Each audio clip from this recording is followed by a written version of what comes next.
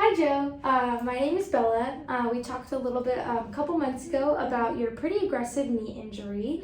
And I just wanted to check up and see how it was going from having a pretty bad knee injury to, the rehabilitation and then getting back into your sport and kind of the fears and the anger that you had to overcome to do that. Okay, so yes, I remember a while back we talked about my knee injury and how I told you I injured playing volleyball. I just landed wrong and I ended up tearing my ACL, unfortunately, and I had to progress in getting surgery because I wanted to go back and play in sports. That's right. However, I did sustain a lot of anxiety that came along with the surgeries because my mind was not busy. I was, sitting home. I was mentally negative self-talking myself, like, why did I do this to myself? Why did I overuse my body when I should have listened to my body when it needed to heal and rest up? But I know you gave me some advice, and now that I'm not continuing to play sports anymore and I'm focusing on going to the gym, I've been trying to, get back to it, trying to stay active so I can keep my mind busy because I do still have the anxiety that comes along with, my everyday activities, whether that's being in school or working. I'm still, in the back of my mind, I still sustain that, and I have the mental health issues that, any athlete would once they sustain an injury like that. I'm really just coming to you today because I did have a concern when I was playing basketball that I didn't get enough playing time because of my injury, and I felt really frustrated at the time because I was a senior and I didn't get as much playing time, but it's because of my injury that the coach, he felt like he was to blame for the injury, and he didn't want to put me back in. However, I didn't know how to emphasize that, I was all good and I was okay. And truly, I just wanted to know, what could I have done, because it's still in the back of my mind and I still think about it every day. I understand how that can be frustrating and honestly emotionally draining as well. You come in feeling better and you feel like you can go in and start some playing time, especially your senior year. So I can totally understand that. How do you think that your coach could have gone through this process with you differently, like your healing process, and how do you think he could have been there emotionally for you?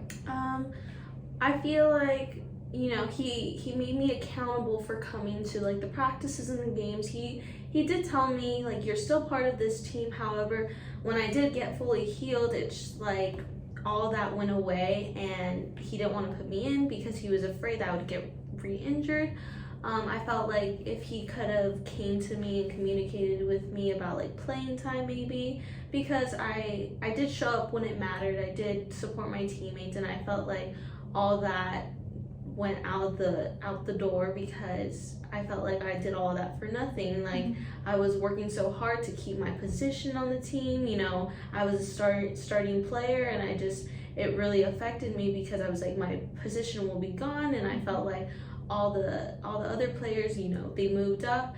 I just ultimately feel like he could have came to me and talked to me about the situation, and I also probably could have talked to him and said what more can I do to prove to you I'm here to play, and I'm still the same as I was before this injury.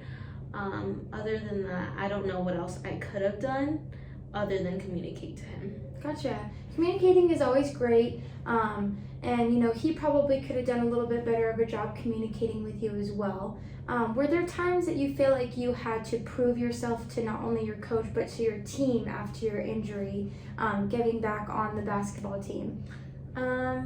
Yeah, at times I felt like I had to prove myself because after that major injury, I actually retore the meniscus in my knee. So I felt like after I had let my team down because I was a star player, I just continued and I retore my meniscus, and they probably felt like, oh my God, our star player again, she kind of let us down, and I felt like I let the team down because of that. Although it was kind of out of my control, it was just, things happen. Yeah. So like I said, I would go and support the team when it mattered. I would go to their games. I would go to the practice, make sure I knew all the plays so that, if someone else sustained an injury and I was all good, I can fill in that position. And, just ultimately being a team player on the bench. I would always, give them advice like, hey, you can do this better. And I think that showed like, okay, like she wants me to get better. Like I understand she's going through this tough time, but as her teammate, she wants me to, succeed.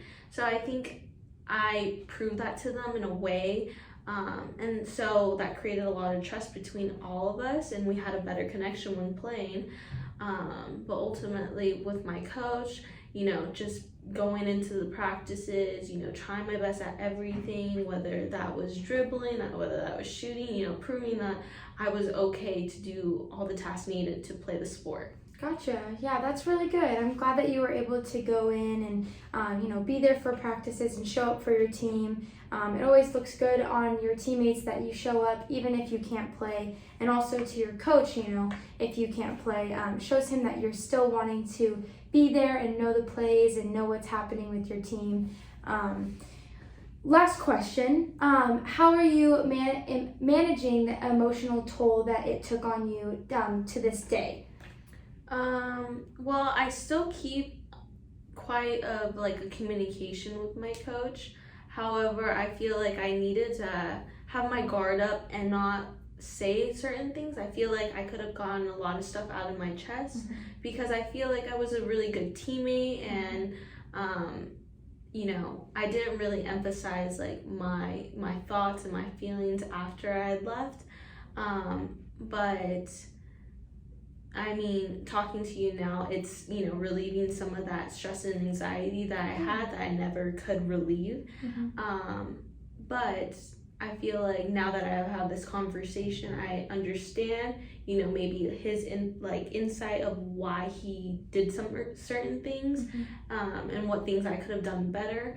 I think ultimately this conversation helped me through that. So thank you. That's awesome. Yeah, of course.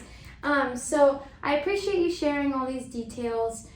It's very evident that in your situation you were feeling very frustrated and kind of just confused because there was a lack of communication between you and your coach and your teammates.